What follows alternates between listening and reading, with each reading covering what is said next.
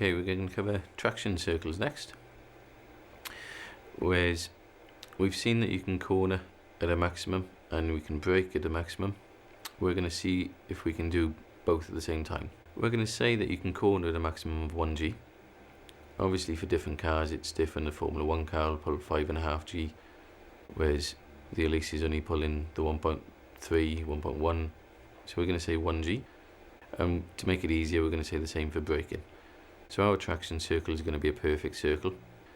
In reality, it's always slightly different, but to make things easier, when we do the next couple of exercises, you'll see that we're going to be able to brake and we're going to be able to corner, but we're not going to be able to do them both at the same time. We're going to be sharing the 1G force out from full braking to full cornering. So if we're braking at 1G, we can't turn very much. If you're braking at half a G, you can have half a G cornering. And that's what the next couple of exercises are going to show. So at the moment we're in a corner and we're accelerating away, so we're sharing out the accelerating and cornering forces. As the cornering forces ease off, we can put more and more throttle on until we're just accelerating away. When we have a look at that at real speed, the car will be accelerating out of the corner, the line quickly comes around to full throttle and we're away out of the corner. We're going to use these principles for the front and rear of the car to show the differences. So we start with full braking, the car turns into the corner under braking, easing off the brake as we turn in, and then we accelerate in. As we build the cornering force up, we're unwinding the wheel as the accelerating force builds up. So quickly it's brake while cornering, car builds a cornering force up, builds the accelerating force up, corner's finished.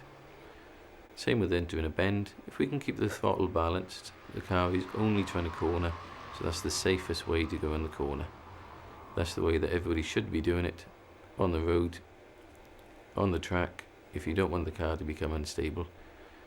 So you can see we can enter the corner at 60 miles an hour, no problems, and just drives in the corner. If we then try coming into the corner and lifting off, you can see the rear is braking, which causes the back end to come around into an oversteer. So when we have a look at that coming through at real speed, that would normally cause a spin, which is why we don't want to be lifting off the throttle mid-corner.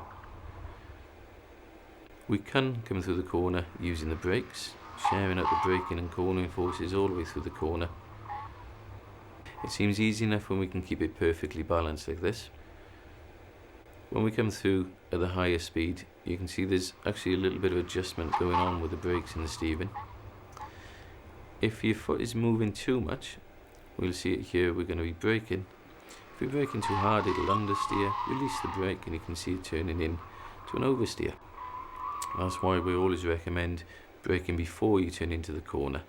If you imagine doing this on the way into the corner, understeer, snaps to an oversteer, and you'll normally spin.